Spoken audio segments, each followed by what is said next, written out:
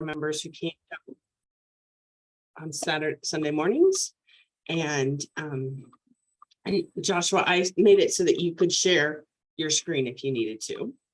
So let me just give a quick introduction for you. So Joshua Dick is here today with us, and he is an Eagle Scout and a member of the Boy Scouts of America. He served as a co-leader for WASM's Safe from Harm Compliance Project Team, and he serves as an elected committee member of the Kindersteg International Scout Center and executive board member of the Transatlantic Council, as well as the Transatlantic Council International Representative. He's a member of BSA's International Committee and previously served as the first vice president and trustee for 9 years of the Inter-America Scout Foundation. He previously served as co-leader for WASM's worldwide membership and volunteer retention and recruitment team. He's the chair of the WASM's strategic planning, monitoring and evaluation, impact assessment unit. He's a member of WASM's consultancy expert group and a member of WASM's good governance in national boards working group. Lots of work with WASM. He is presented for meritorious and outstanding service, the Boy Scouts of the Philippines Bronze and Silver Service Medal, and was presented with the Order of the Condor of WASM's Inter-America Scout Foundation. He staffed 12 Scout Jamborees and is fluent in German. He is recognized as a NESA Outstanding Eagle Scout Award recipient and earned the Silver Beaver Award with the Transatlantic Council. He has over 20 years of professional experience as an organizational management consultant and serves as the chief executive officer for a nonprofit housing management association in Raleigh, North Carolina. And Joshua, with that, I'm excited to hear what you have to tell us. So I'm going to turn it over to you. Thank you. I appreciate it. And thanks everyone for being on this morning and inviting me to be a part of your bi-monthly, I guess, Rotary meetings. Jared is not here, but I did want to thank him for reaching out to me and asking me to be a part of this. I was thinking back how long I've known Jared, and it's 10 years now. He and I connected at a International Representatives Conference at Philmont in 2012. So it's great that we're still in touch 10 years later. And I got to say kudos to you for an awesome name for your Rotary Club, the Friendship Knot. Obviously in scouting, Friendship Knot has a lot of different meanings. So I love the name. And I loved how you started the meeting with the 4-way test. It's kind of a cool way to start the meeting and make sure everyone's on the same page. So with that, let me go ahead and start my presentation. Hopefully everyone can see the screen. Yep. Okay. So you have a little bit about my background. You'll notice that I'm wearing purple. For those of you who don't know, WASM is the World Organization of the Scout Movement. It's basically World Scouting, and the official color there is purple. I was fortunate in that last month in July, I served as Scoutmaster for the Wood Badge course at Transatlantic Council. And as you know, as Scoutmaster, you typically can determine what you want your course colors to be. So because of my love of international scouting, I decided to make everything purple. And that's why I'm wearing this purple jersey to kind of showcase World Scouting at a council level. So what I thought I'd do based on interactions I had with Jared leading up to today is to focus on international scouting and focus on 3 primary areas. One is Transatlantic Council. Granted, Transatlantic Council is part of the Boy Scouts of America, but it's one of 2 councils that exists outside of the 50 states, if you will. You have the Transatlantic Council, and then you also have the Far East Council, which includes a lot of the countries in Asia. And I also want to highlight Kindersteg, the Kindersteg International Scout Center, and what they're planning for next year, because next year is a big year for them.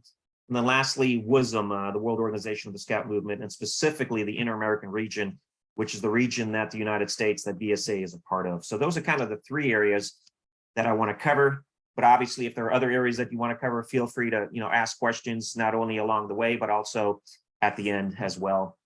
So focusing on TAC first, a couple of things that we have going on TAC. One is the Normandy Camporee. And we are honored as part of Transatlantic Council that the French government actually has made sure that we are recognized as the custodians of Omaha Beach and of Normandy. So every 2 or 3 years, Transatlantic Council does a Normandy Camporee, and we're going to talk about that in a little more detail here shortly. This first started in 1994, and typically it does bring in around 3,000 scouts and scouters from multiple countries, not just the United States and the Boy Scouts of America, but most recently we have 700 scouts from France, we have scouts from Germany, scouts from the Netherlands, scouts from the United Kingdom, even scouts from the Arab region. Transatlantic Council also, for the first time ever, is offering what they call Camp Kenya, which will be this year, later this year in December and going into January of next year. And I have a couple of slides that I want to show about Camp Kenya. The other two things that we do is we have 2 summer camps. One is Camp Alpine, which is at KISS, International Scout Center.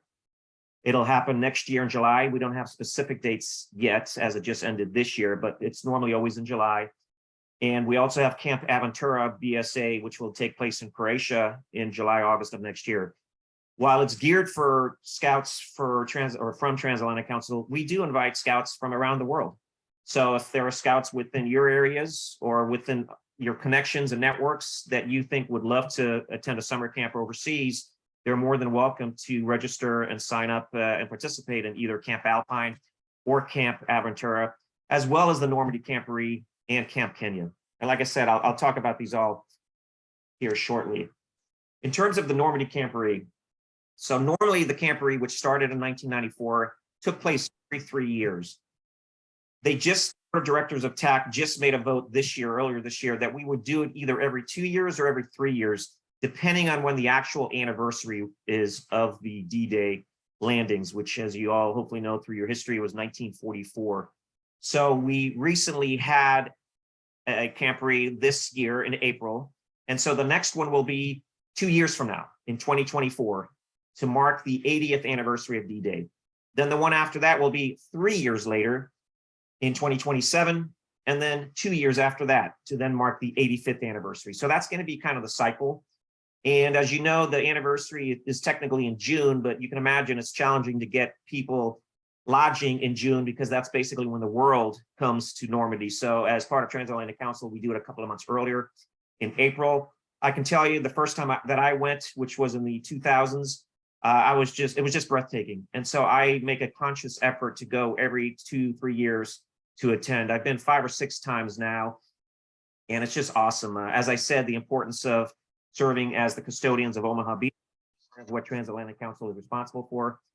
And there's basically, it's over a short weekend, or a typical weekend, I should say. And there are daily activities that are in Omaha Beach, the U.S. Military Cemetery, as well as a couple of other areas. And aside from those daily activities, it is encouraged that visitors attend and participate in anything that they want to. So they kind of set up their own schedule. You can either come as a unit, you can agree to work with a unit as part of TAC and just work with them together. You can come individually. Normally I come individually, and you just have to make sure that you're obviously registered with BSA, you have youth protection training, and you pay the required fees. But aside from that, it's virtually open to anybody. And so in the next slide, here's some photos. Jared told me that you like photos, so I thought I'd include some photos. Arromanches has anyone been to Normandy? No? So Normandy is just, like I said, I'm an American, and I grew up in Heidelberg, Germany for 18 years. I was actually born there and lived there my first 18 years. Heidelberg at the time was the headquarters for the United States Army Europe. It's moved, but so I was very fortunate that I got to travel a lot around TAC. I never did get to Normandy though until I was an adult. And once I got there, I kind of fell in love with it just because of the history of it, but also just the scenery. So Arromanches is one of the places that you can go to. You see here, and I don't know if you can see my cursor, but on the left side of the screen, you can see kind of these huge thousands and thousands of tonnage of weight. These are artificial harbors, piers, that were constructed during World War II so that once the Americans actually came ashore, they needed a pipeline to get their equipment, the rations, the fuel, the soldiers, the tanks, the trucks onto the mainland. And so they built these piers. And these piers, these artificial platforms are still there to this day. Depending on if it's high tide or low tide, you may see them, you may not. So obviously plan accordingly, but they're just impressive to see. And I don't know why the local government decided to leave it, maybe because it was just too heavy to remove or just because of the history of it. So you have these that you can see. It's not a far visit from where all the action is. So we normally go there every time that we go to the Normandy Camporee. You have Pointe du Hoc. For those of you who are military buffs or World War II buffs, Pointe du Hoc is where the U.S. Rangers came ashore. They had a very challenging and difficult task because they had to climb the cliffs, and their task was to try to get rid of the cannons, some of the heavy equipment that was known to be or expected to be in the area. And so if you look at the far right here, I mean, just imagine these cliffs that these GIs had to go over to get to where they were, needed, constantly being bombarded by Nazi fire, artillery, and so on. And, it's one thing to read about this in textbooks and to see it on a video, but to actually be there in person and just to look up and to imagine what they had to scale while their comrades left and right were being shot at is pretty impressive. And so Pointe du Hoc is truly an amazing experience as well. Here is a, a monument, a memorial for those who fought there, the Rangers, and many of them died as well. So Pointe du Hoc is a visit that I recommend as well.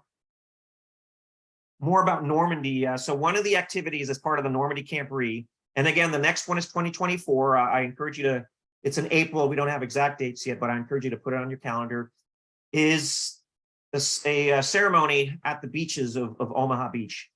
And they have all the scouts line up there. There's usually a campfire.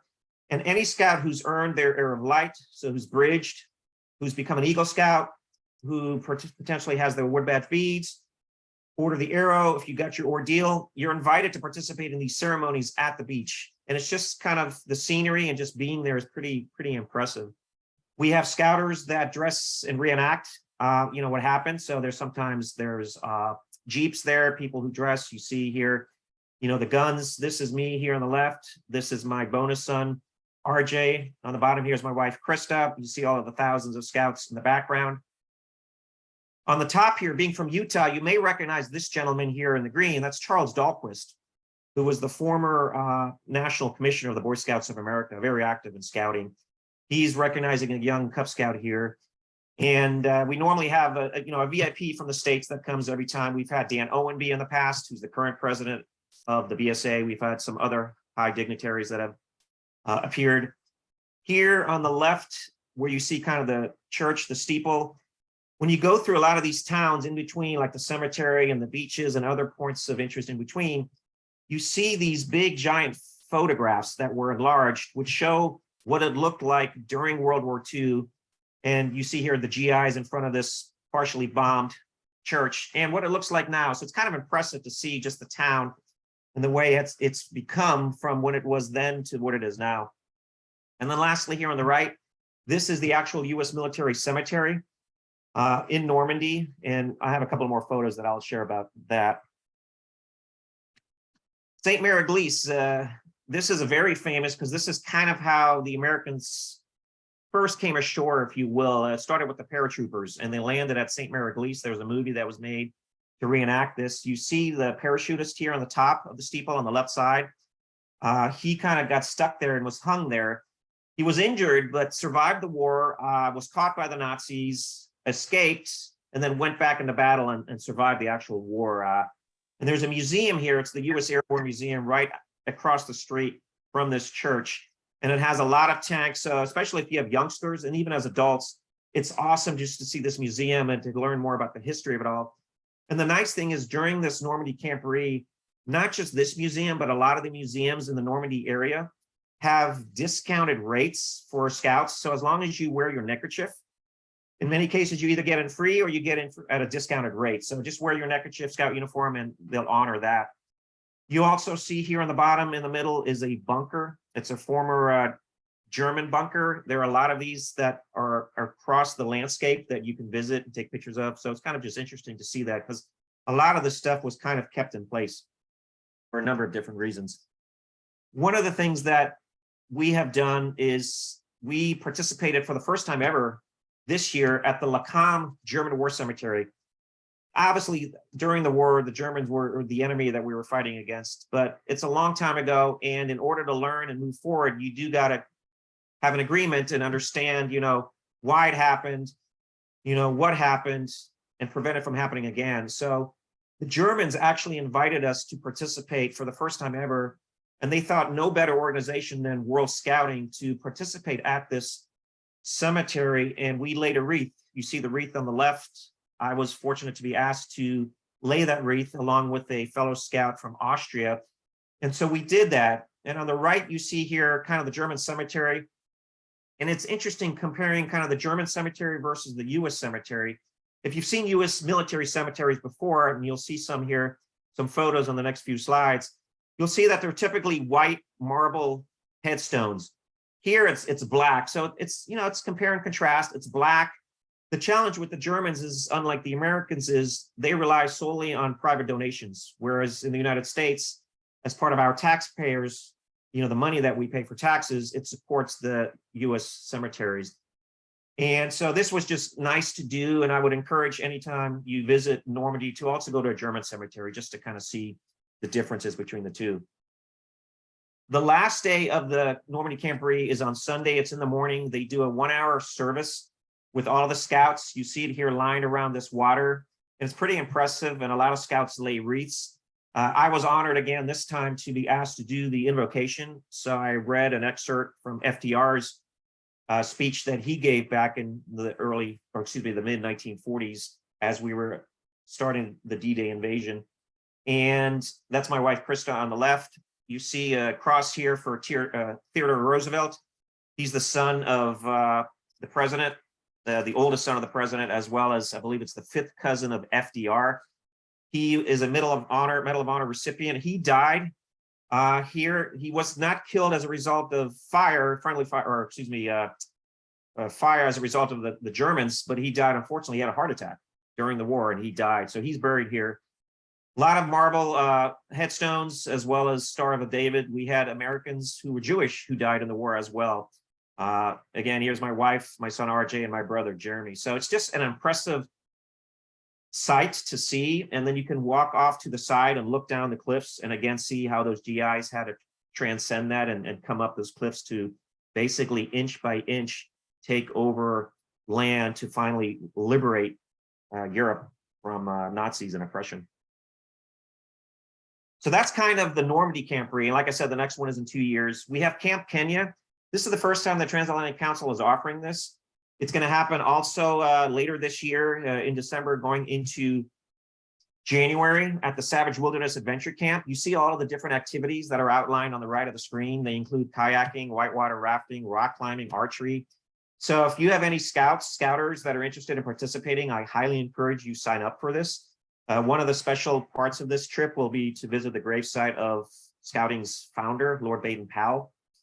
And when I looked at it up last, the rate to participate is between $750 and $850 US plus the airfare to get there. So it's not cheap, but hopefully you can have some fundraising and get money to be able to do that. They also, if you want to include the entire family, you can also have limited family camping that's available. So while you do kind of your family camping, your scouts and scouters can kind of do some of these activities that you see on the right here. So they try to include both the scout as well as the family for various activities. And I can provide details on any of these if you want later on. So that's kind of Camp Kenya, Normandy. We talked about Camp Alpine as well as Camp Aventura in Croatia.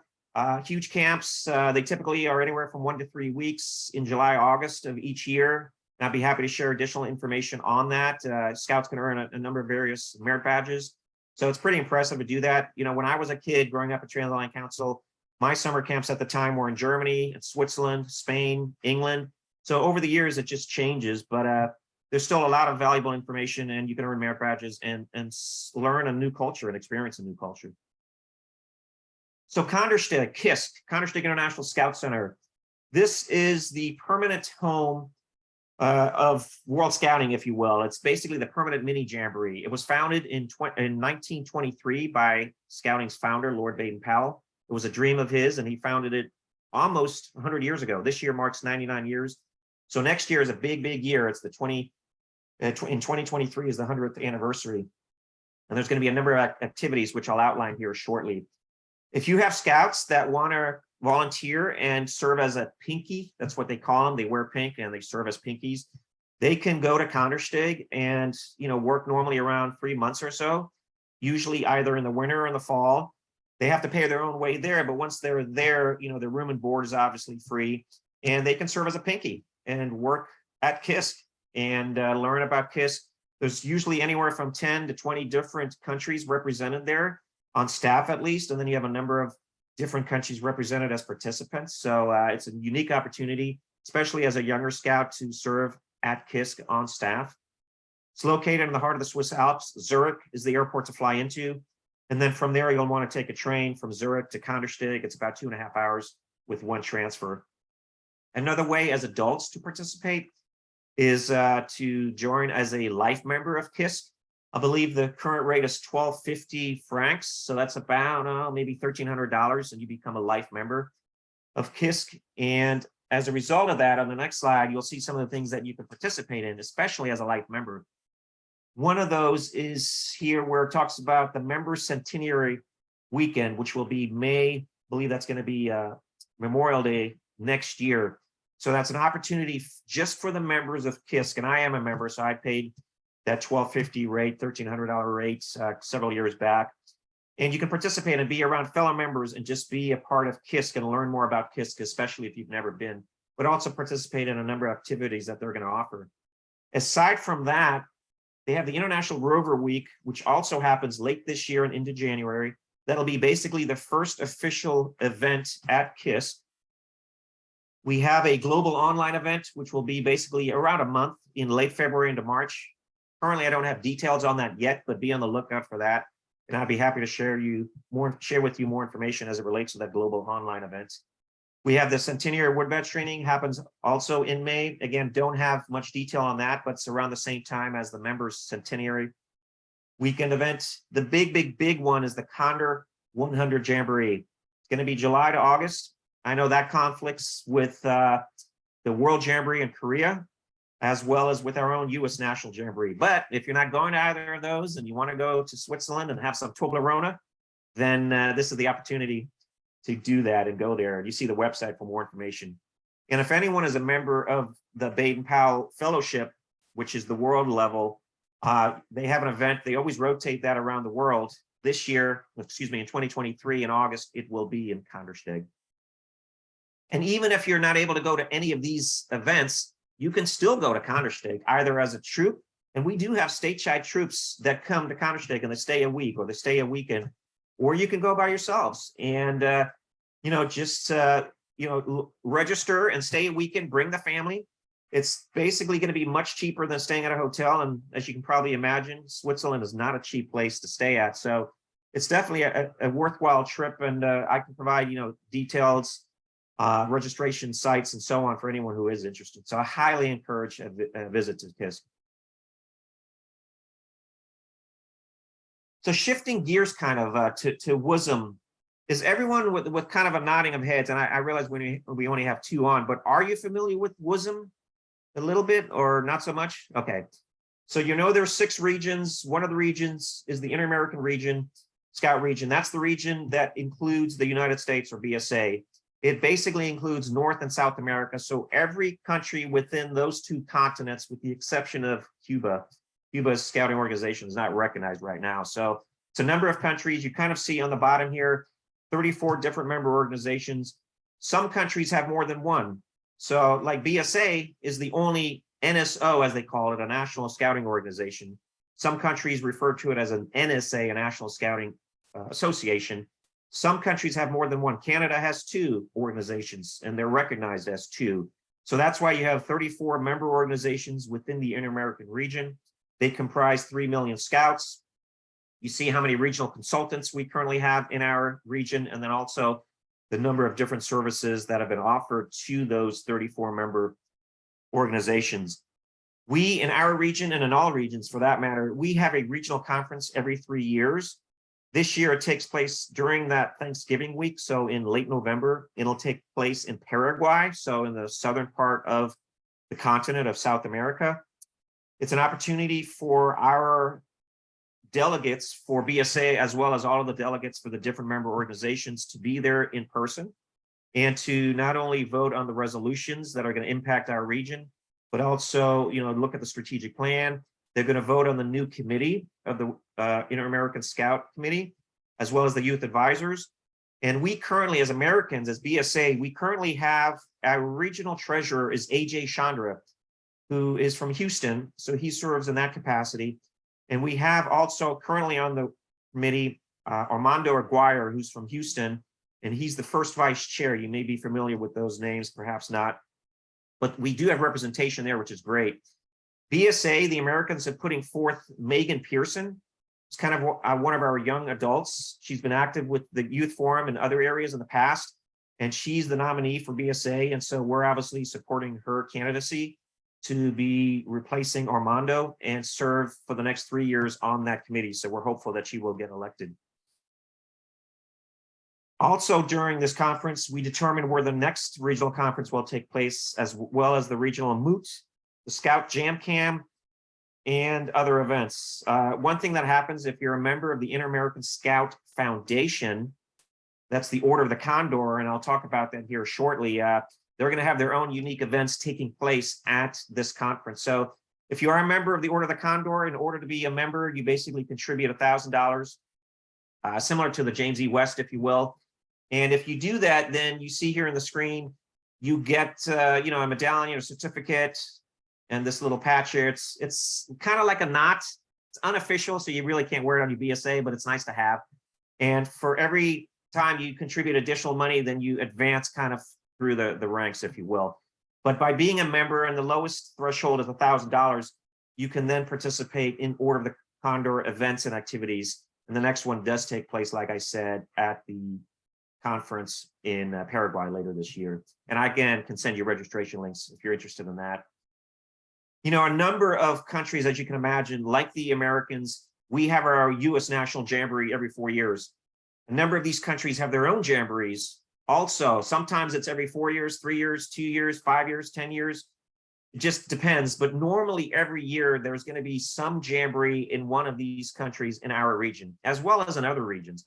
And so if you ever have a group, or even you individually, who wants to go to another country and attend their jamboree, I highly, highly encourage you to do that. I remember as a kid growing up in Transatlantic Council, I was 16, I believe, and I went to Austria to attend the Austrian National Jamboree, and it was a lot of fun. It kind of got me interested and started in national jamborees, which then over time led me to world jamborees, which over time allowed me to be involved at the world level, which is where I'm involved now. So, there's sites where we can share with you kind of the different jamborees that are taking place. I would encourage you to look at that as well.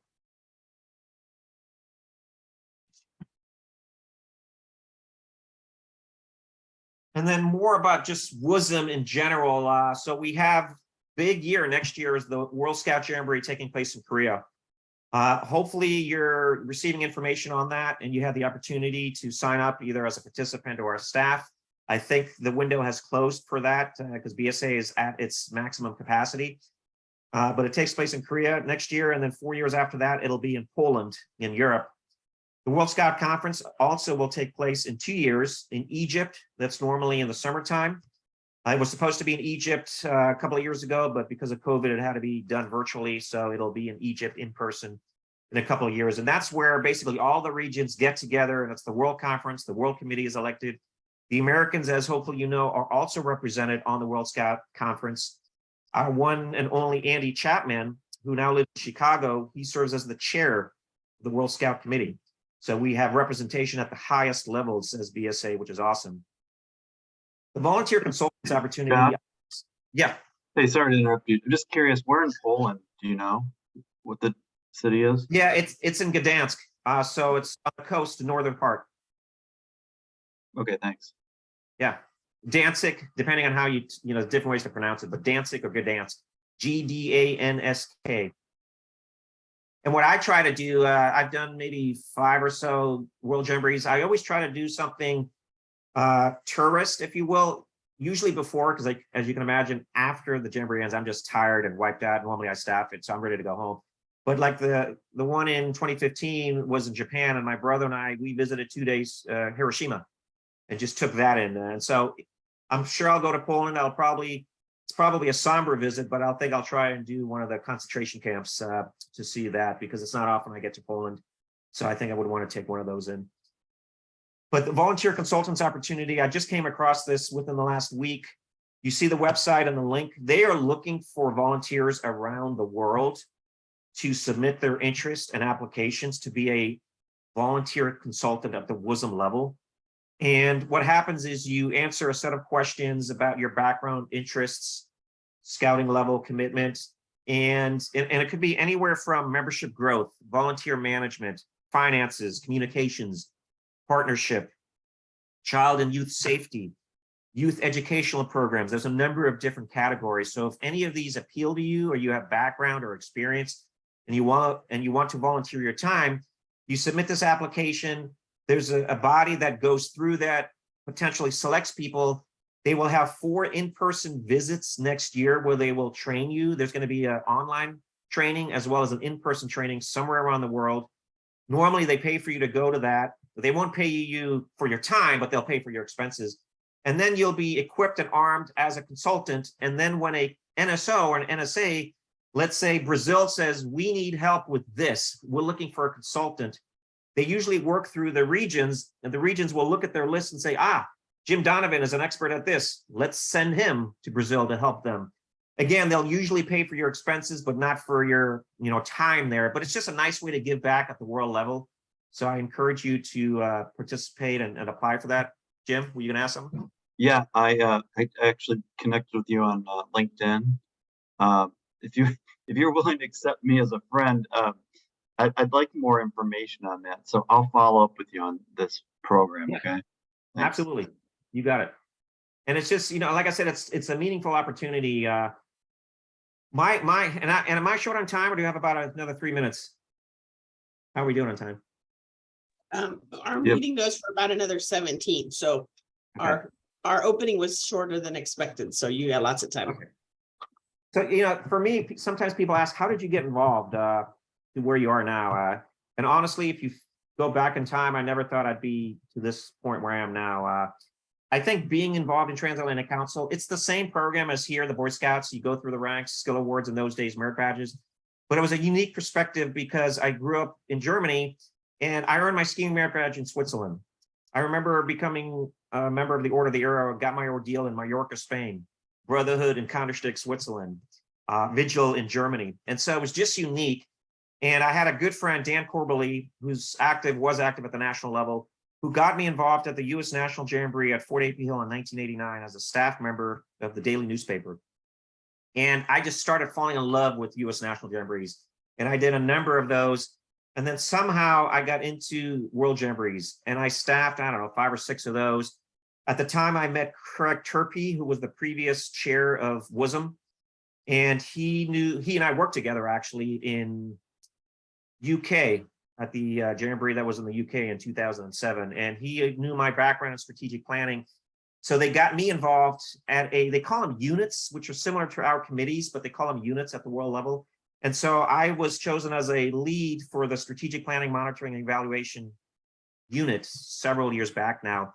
And from there, we delivered some useful resources and had some great results that I was asked back. And then I got involved in the membership recruitment and retention aspect of WUSM.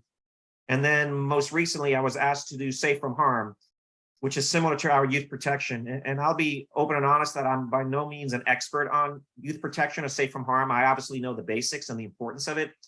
And we have experts on the team. What they wanted me to do is to make sure that everyone was engaged, that we met the goals. And so it's one of the most important things that we're doing at the world level right now is Safe from Harm.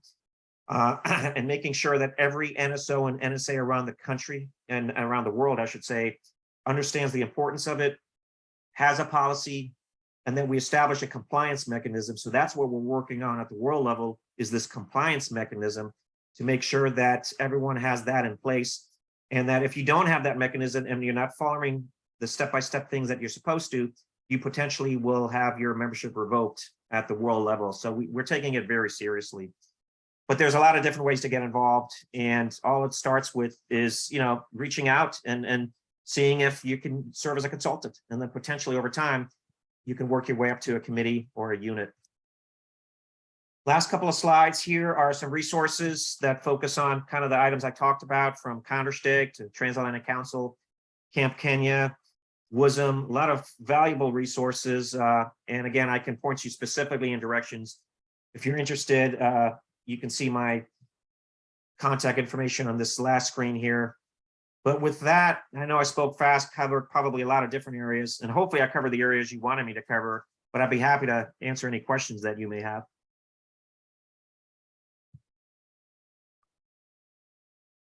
So thank you very much. This was super interesting. I made lots of notes, and I will share, we'll share this around locally, but I'm kind of curious about when professional people are coming in and helping youth run these large events. What does that look like? Do you know? Elaborate, what do you mean by that?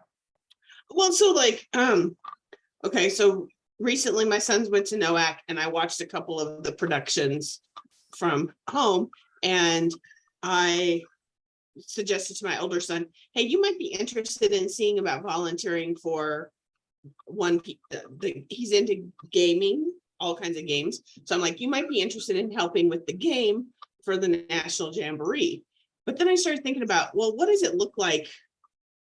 I mean, these kids are putting on these video productions, and there has to be professionals, people who have some background in this, helping support them. And I'm just kind of curious, what does that look like? So yeah, so obviously every opportunity is going to be different. Some areas are going to be better than others. So for the first few World Jamborees, I staffed the daily Jamboree newspaper, anywhere from a reporter to an editor. And my background in previous Jamborees, and even in some of my profession, was to write. And so I had that background. And as I transitioned from a youth to an adult, I had that experience. And obviously over time, we got more and more youth involved. And so I would serve kind of as a guide or a leader to them. More recently, the last 3 World Jamborees, I oversee what's called guest services.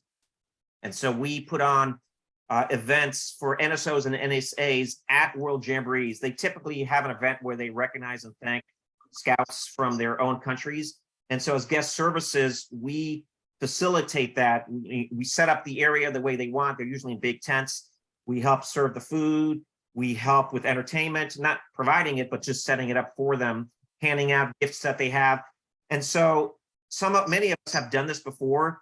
And so we help train the youth. We have a number of youth, they call them ISTs, International Service Team, that help us with this. So the most recent Jamboree was in our country in West Virginia, and I had about 120 ISTs, youth. In most cases, this was their first Jamboree. But because I and several others have done this before, we had the necessary guidance that we could kind of help them to do these things. Now, honestly, I'm sure in some areas, they may not have that, and you're kind of starting from scratch and you're just making it work. And, you're doing the best you can. It all depends, I guess, on which area you're in, but especially your example, video production, I would have hoped that there are some experts that have done this before, because otherwise, when you're front and center in video production, you're definitely front and center. You want to make sure everything works best that it can, right? Yeah. They did have one issue with one of the streamings, and oh my God, people were so rude in the comments. And I'm just like, you know what? They're learning. Be patient. Well, that's the thing. I mean, flexibility. At the end of the day, we're all, people in my professional job, they say, oh, are you getting paid for this? Or are you paying for your expenses? I'm like, no, this is all volunteer. Scouting was great to me growing up, so it's now my time to give back. And so I'm not getting paid. I'm using up my leave to do it, but I love doing it. And I've made friends over the years, some of which I see only every 4 years. But, it's all about flexibility. Nothing's going to go the way that you want it to. There are going to be challenges that come up, but it's what makes us unique. And if we can overcome those challenges, a lot of times the participants may not know what led to that challenge, but we came through and we made it work. And that's what it's all about. Yeah.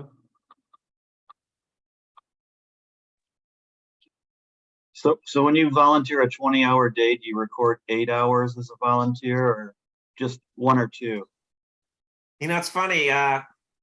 Last year I started to I tried to track my hours just on a spreadsheet, just for myself. Yeah. Did a pretty good job last year. And then this year I started as well. And I've been so involved this year that I stopped tracking it just because frankly, I didn't have the time to track it. And it's not that I had to report it anywhere. It was more for my own, knowledge. So I used to track it as worked, but like you said, you may be somewhere for 8 hours, but you're physically only doing 5 hours. So do you track it as 5 hours or as 8 hours? Yeah. At the end of the day, I think it's ultimately what you think is best, right? I mean, no one's going to turn you in for misidentifying the hours worked, I would hope. It's more than an hour a week, right? Oh, yeah. And you know how they say, oh, yeah, doing that will only be an hour or 2 hours. Yeah. So we track it we track our hours as a Rotary Club, and then we report it up to Rotary International. So that's what that's all about. And by nature of our club being Scouters, we do accumulate a tremendous amount of hours, and I'm just trying to be fair with that. But really enjoyed your presentation, especially the Normandy information and the pictures. Normandy's been a bucket list destination for me, so really cool to know that the program exists. I'm curious, of all of the jamborees that you mentioned, are there camperships available for Scouts in the U.S. or anywhere that want to go? So I know there's camperships for summer camps at Transatlantic Council. I don't know the rules, if it means you have to be a member of Transatlantic Council or if someone from a stateside council can apply for that. So I know they exist. I just don't know the rules as it relates to that. In terms of like camperships to attend World Jamborees, I have heard that in some stateside councils, they do offer that. Like for instance, my bonus son, I call it bonus son. Some people call it a stepson, but I don't like that term. So it's a bonus son. I have 2 bonus sons. He's out of Oregon and he attended his first World Jamboree last year, or a couple of years ago, excuse me, when I was in West Virginia, and his council did have money available for that. In some cases you may not be aware of it and you have to ask and you have to inquire, but there was money. And so they helped pay for some of it at least, which did help. He also reached out to nearby, like some of the lodges, the animal lodges, as I call it, the Elks lodges or some of those, or VFW. Yeah. They did provide some money as well. That's funny. I haven't heard that term before, but so there is a reason for asking that question, because our club, one of the things we struggle with as a club is doing service as a club. So we have this idea of seeking grant money and then doing fundraising to establish camperships for various scouting activities. Everything from trying to send a scout to the World Jamboree, which was probably the top goal, to having money available for our club to give to scouts who want to just go to their local club, or Rotary Exchange students that are visiting a destination and want to be involved in scouting. So I think we had so many ideas, and we really had we were behind the 8 ball when we started this grant process that we ran out of time. But as you hear me talking about this, is there any thought that comes to mind of how we might help the Transatlantic Council, or certain types of funds that we might contribute to for camperships? Yeah, so the first thing is, I mean, obviously, I think as a Rotary Club, you want to try and have some mechanism in place where whether the members or whatever contribute money so that you have money available, and maybe every year you have scouts within that area that can potentially apply, and then you have a mechanism where you would distribute that money. In terms of TAC, you're talking about like you as a club contributing to other organizations? Is that what you're talking about? Or well, I guess it goes back to my first question. Do you have a scholarship fund in place? Like if we had just say $500 and we donated it to TAC as donation from the Rotary Club of the Friendship, not to be distributed to scouts who to help them get to Normandy, right? Whatever. And it would be targeting non-TACers, like stateside people, or anyone for that matter, or not necessarily? I think anyone. Yeah. Well, if it's anyone, then yeah, absolutely. And I can put you in contact with the people, Tom Jansen, who's their council executive. Interesting story. I met him in 1989 as a youth in Mediterranean Council in Sicily, of all places. And I can provide that contact information. You can absolutely contribute to that and have it go specifically to that. And, you know, even if you wanted it to go specifically for non-tackers, my guess is they could set that up. I mean, you know, there's paperwork and just accounting that has to happen, I'm sure, behind the scenes. But I would gather that they would be able to set that up and then distribute it accordingly to someone who's not a tax scout that is interested in going, but might need some financial help. Okay, cool, thanks. Yeah. Good idea there, Jim. And you know, you started your presentation with, you know, purple is scouting and Rotary is blue, and that's this backdrop is as well as we all have neckerchiefs. Liesel's wearing hers. It's purple, half blue, to represent the, you know, the combination of scouting and Rotary. Blue is my favorite color, and like I said, I've gotten accustomed to purple. I actually have now, which I'm going to wear next week when I'm in Europe, purple shoes to kind of go with the purple. Converse shoes. Excellent. I'm going to go ahead and stop the recording. All right.